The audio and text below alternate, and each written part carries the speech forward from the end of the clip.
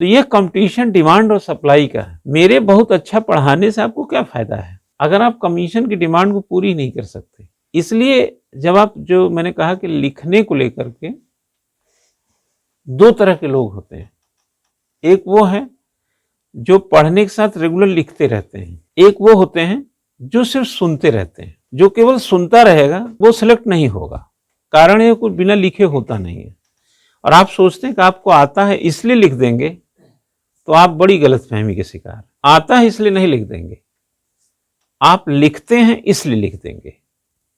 तो जो पढ़ते हुए लिखता है उसकी स्पीड भी ठीक रहती है, उसकी लिखावट भी ठीक रहती है, उसके शब्द जो होते हैं वो भी चुनाव में सही आ जाते हैं, वाक्य विन्यास दुरुस्त रहते हैं, उतार चढ़ाव से वाकिफ रहता है।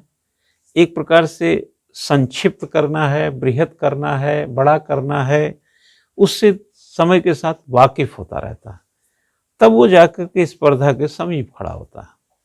और जो लोग सिर्फ सुनते रहते हैं, यूट्यूबिया जो पढ़ने वाले हैं, यूट्यूबिया, फेसबुकिया से नाम समझ लीजिए, वो सिर्फ ज्ञान तो हो सकता है, मैं ज्ञान पे तो कोई गुरेज नहीं कर रहा हूं, लेकिन लिखावट से चूंकि उसमें परहेज है, तो फिर प्रोटीन, विटामिन, जो मिनरल्स चाहिए राइटिंग के लिए, वो दूर हो जाएंगे।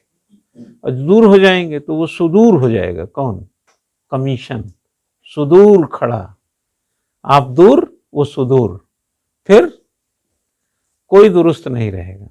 कमीशन उसको लेता है जो हष्ट पुष्ट मजबूत होता है बात परोसने में।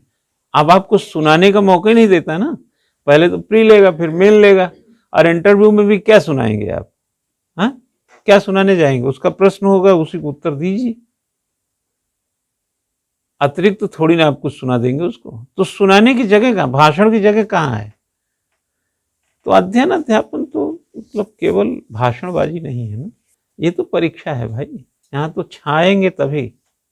लेकिन सिर्फ लेक्चर से ये तो आइडिया लगा सकते हैं कि यार आदमी बोल सही रहा है, पता भी ठीक रहा है, लेकिन इसको हम परोसेंगे कैसे?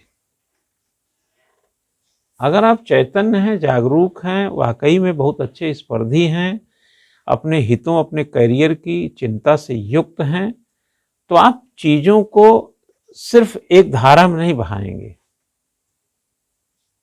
समझे ना?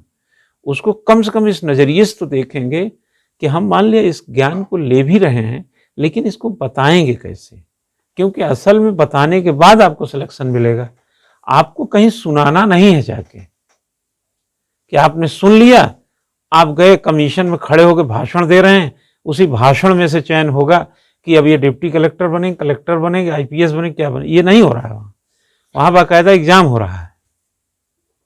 तो परिपाटी एग्जाम की है और डेटा पड़ा है आपके मोबाइल में, सुन भाषण रहे हैं, तो भाषण फैल जाएगा।